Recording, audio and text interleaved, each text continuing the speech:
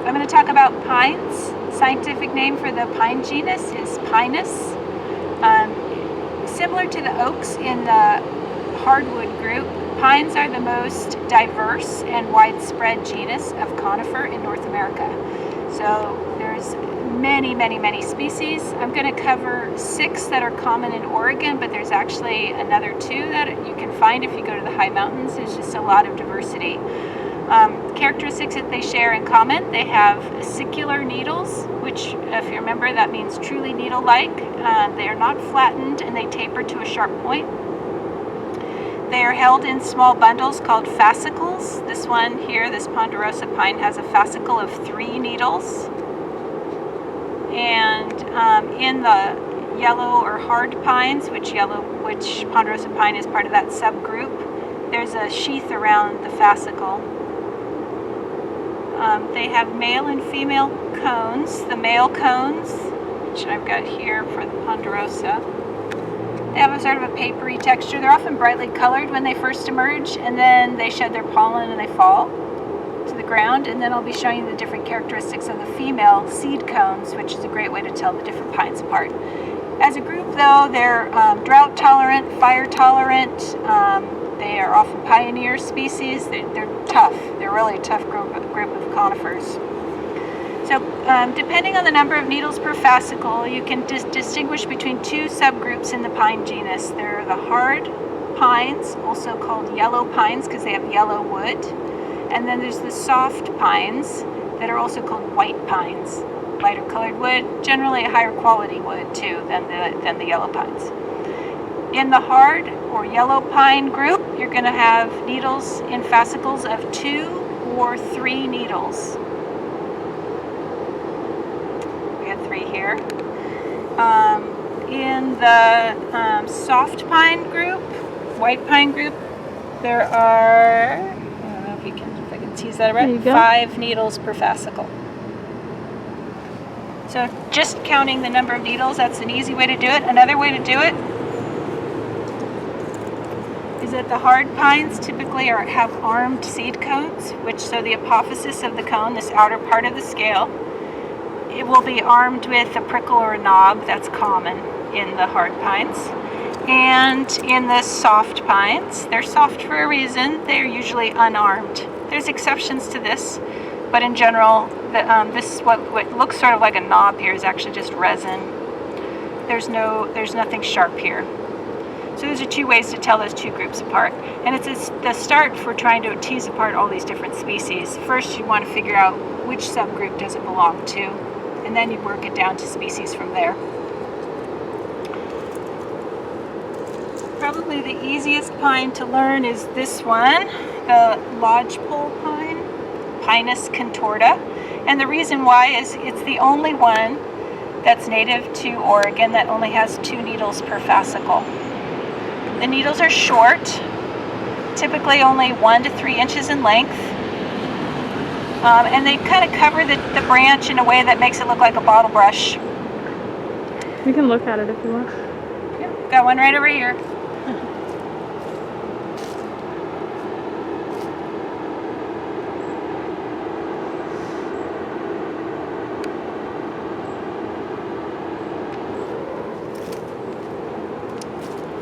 These cones are very small, usually less than 2 inches in length, and the scales are armed with a small prickle. They tend to be curved back on the branch so that the end of the cone points back toward the trunk. And I should say that even though it's the only 2-needle pine that's native to Oregon, there's a lot of 2-needle pines that are used in horticulture, and you see 2-needle pines from other parts of the world planted in cities and gardens and people's yards. They aren't all lodgepole pine. They mostly aren't. It's not very common to have lodgepole pine as a street tree. But it is a very common tree in this state where we have several actually subspecies. There's the subspecies that grows along the coast that often goes by the name shore pine. It is still Pinus contorta, but it's a particular ecotype that grows just along the coast. It tends to be fairly short and sort of have kind of a fairly wide and twisted crown. Grows right in the sand dunes, right at the edge of the kind the rainforest and the beach. So you get this sort of band of sort of pygmy pine forest that grows in the sand there, and that's shore pine.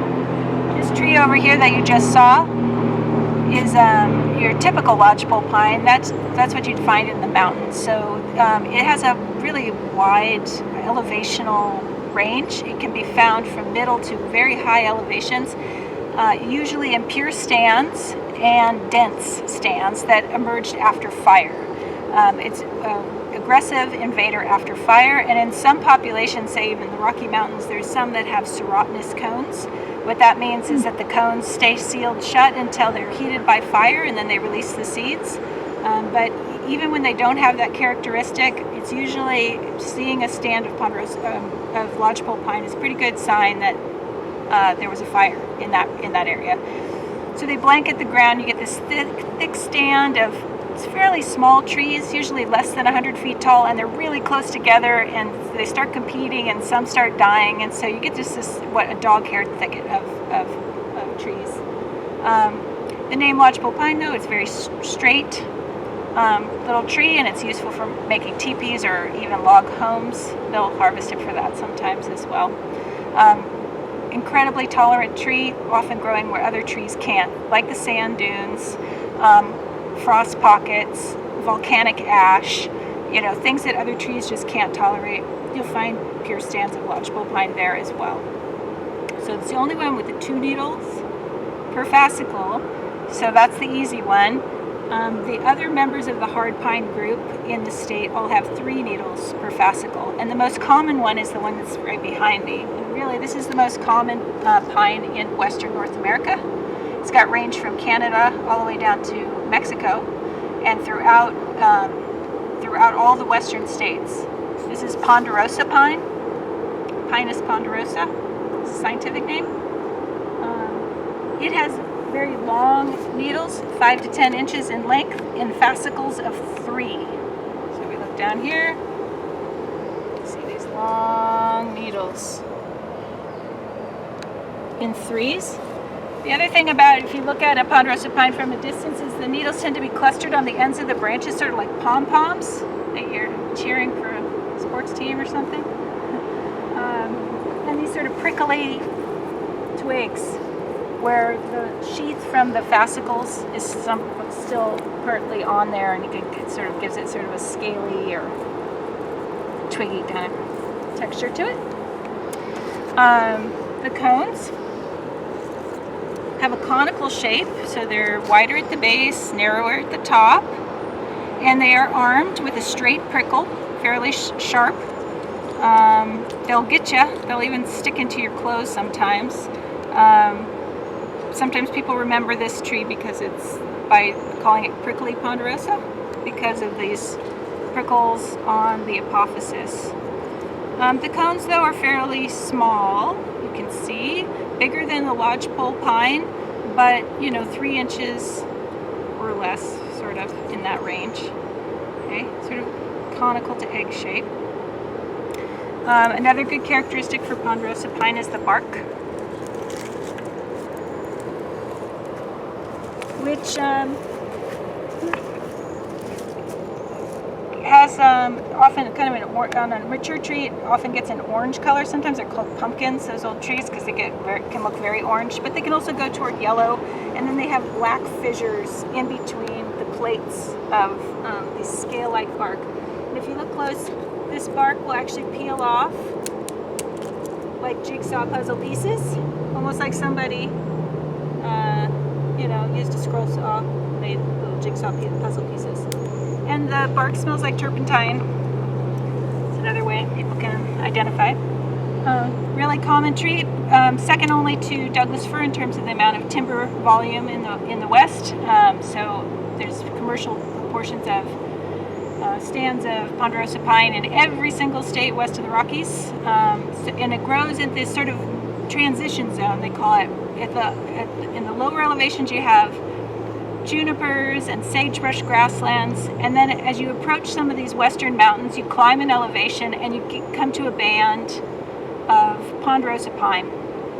As you continue to climb an elevation, those pines start having firs, Douglas fir, other trees, more shade tolerant trees in the understory, and eventually those firs become the next zone of vegetation at higher elevation. So where you find the Ponderosa pine is right in that in-between zone between the sagebrush grasslands and junipers and that fir forest that you associate with higher mountains.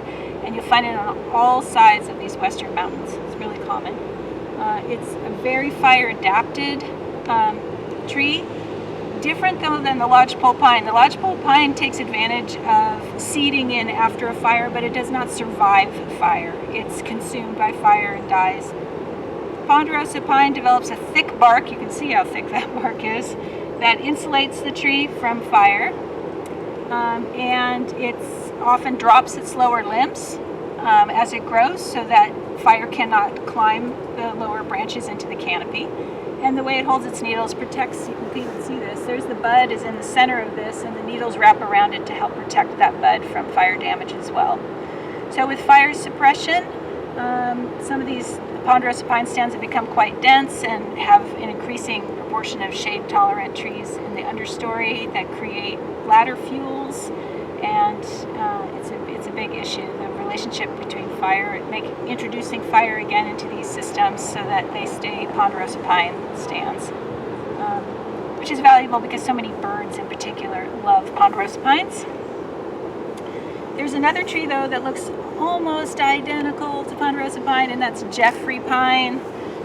Pinus jeffreyi is the scientific name. And you can see, so here's a fascicle of Ponderosa pine needles, and here's a fascicle of 3, again, in the Pinus jeffreyi. The needle length is exactly the same, similar thickness. You couldn't tell it apart just looking at the fascicle. The best way to tell Jeffrey pine from Ponderosa pine is by looking at the cone, comparing the cone. So here we have the Ponderosa pine cone. Put this here. And here's the Jeffrey. So the first thing to notice is that the Jeffrey pine cone is larger. It often has a more rounded top, almost like a beehive. And then the prickle, it is armed, but the prickle either points down or curls, is recurved like a cat's claw. So when you hold it, you often can't feel the prickles, and so gentle Jeffrey is another way to remember it. Okay. But in general, a much larger cone and less conical in shape.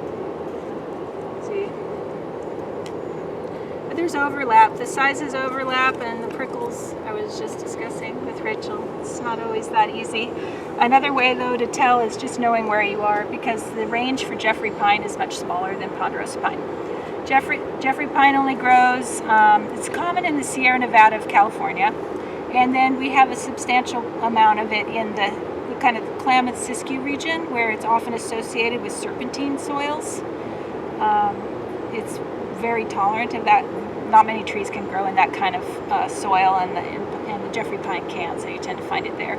And those are also locations, the Sierra Nevada and the Klamath-Siskiyou. Both of those areas also you'll find Ponderosa pine, and they're really hard to tell apart in those areas. But that's the only places where Jeffrey pine grows. If you're in any other part of the West and you see a 3-needle pine with long needles and a prickly cone, it's a Ponderosa pine. There is one other difference. Ponderosa pine and Jeffrey pine both produce a lot of resin in the bark and in the trunk and in the root system, especially if they're cut or burned. Lots of resin. And it used to be that people were harvesting the resin from Ponderosa pine in particular for making things like turpentine and naval stores, things for sealing boats, different uses for that resin. And to do that, you tap the tree, get the resin, and you cook it down.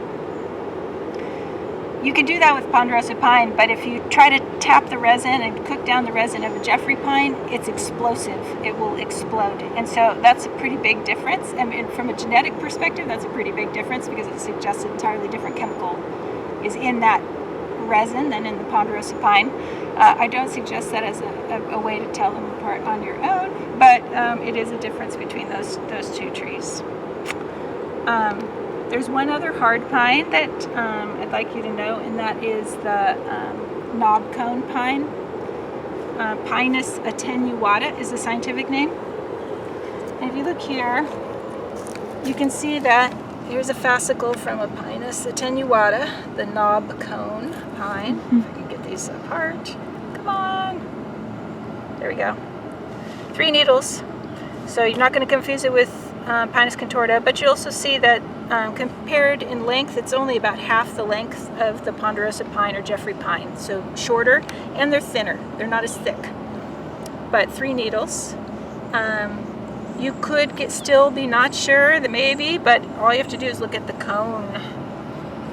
This is how the name knob cone pine gets its name here, is from these knobs on the backside of some of the apophyses. Sometimes they're not this sharp, sometimes they're more rounded, but they're clearly knobs. On the underside, they don't carry them. It's just on the dorsal side. And this is a serotoninous cone. So like I mentioned for the lodgepole pine, you can see that the scales haven't opened up here. You can't see in. The seeds are still locked inside here. And it takes fire to heat this resin that you can see all over this cone to melt this resin that's sealing these scales shut. And then it will release the seeds. And if you want to look up at this knob cone, there's a knob cone right here in the Arboretum. And from the ground, you don't see much, but if you look way up at the top of the tree, you see that the cones are attached there, and they, similar to the lodgepole pine, the cones are pointing back toward the trunk, and they occur in a whorl around the branch. You can see that, and because they're serotoninous cones, they don't fall. So the tree will produce new cones, and they'll just hang out, and they'll produce more cones, and it'll just get more and more and more cones in whorls around the branch. As the branches grow, that woody branch gets thicker and will eventually swallow those cones right into the woody structure of the branch or the trunk until you can't see the cones at all. But they're still in there and they still have viable seeds, and it's not unless you cut through the wood that you would even see that there's cones in there. You can also tell that compared to a Ponderosa pine or a Jeffrey pine, which are large trees with heavy limbs, very straight trunk, gorgeous trees, the knob cone pine often has multiple leaders, meaning multiple tops, kind of scraggly branches, and doesn't grow very tall. It only grows where there's fire, obviously, and you tend to find in pure groves. I wouldn't even call them stands. They don't find lots of it. You find little patches where it burned hot and there was some seed, and you'll get a patch of them. Knob cone pines are you can start seeing them around the Umpqua, and they are common throughout all that fire-prone landscape of the coastal ranges of southwestern Oregon and down into California. In fact, right that area where that just burned down near the Bay Area, there's a lot of knob cone pine that finally got a chance, maybe, to seed, actually, this year. It's common to see these stands where fire suppression is occurring, and the trees are getting old, they're carrying a lot of cones, and they're just dying of old age, and they're not getting a chance to reseed. So those are the hard pines: lodgepole pine, Ponderosa pine, Jeffrey pine, and knob cone pine. So now we're left with 2 more, and they're soft pines. The most common of which, at least throughout the West, I would say, is western white pine, Pinus Monticola. And here are the needles. The needles are 2 to 4 inches in length. They're very thin compared to all of these hard pines. Very soft texture. And they have bloom on 2 sides of their 3-sided surfaces. It's hard to see here, but when you look at a western white pine and you look at the branch, it almost looks like some needles are white and some needles are green, because there's that much bloom on some of the surfaces.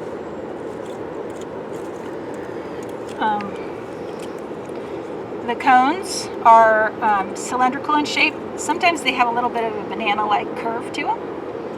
They often have resin on them. The pines are known for their resin. They're unarmed, and this is another characteristic actually of the white pines, to have a stem or stalk on the cone, while hard pines are sessile. The white pines have a stem. The scales are papery in texture in the western white pine, and they produce a lot of cones. So often, as you're walking through the woods, you don't tend to find pure stands of western white pine, at least not in Oregon. If you go up to Idaho, you can. But you often find them by suddenly you see a patch of all these cones on the ground, and you look up, and sure enough, there's a western white pine there. They have a beautiful form where they have very long branches that extend out perpendicularly from the trunk. When they're younger, they have distinct whorls of branches for each year of growth, but as they get older, they drop their lower branches, and you end up with a fairly wide crown for a conifer. It doesn't look so conical. It tends to look sort of broad at the top. And the cones are hanging out there at the edge, hanging downward. Western white pine grows at a wide variety of elevations, from sea level to fairly high elevations, and it's common in the mountains. The name Monticola means of the mountains, and that's where you find it. But like I said, it's usually mixed with other conifers. You don't tend to see it by itself. It's being affected by a non-native fungal pathogen called white pine blister rust, and it's really wreaking havoc on this tree. They're working on tree breeding. Rachel knows more about that. But even here on campus, we have a hard time keeping these trees because they get the rust here too.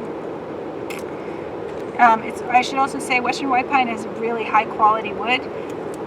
Even though more Ponderosa pine is harvested for lumber, the quality is not nearly what you find in the white pines. The white pines are good for finish work, trim, things like that. It's much higher quality wood.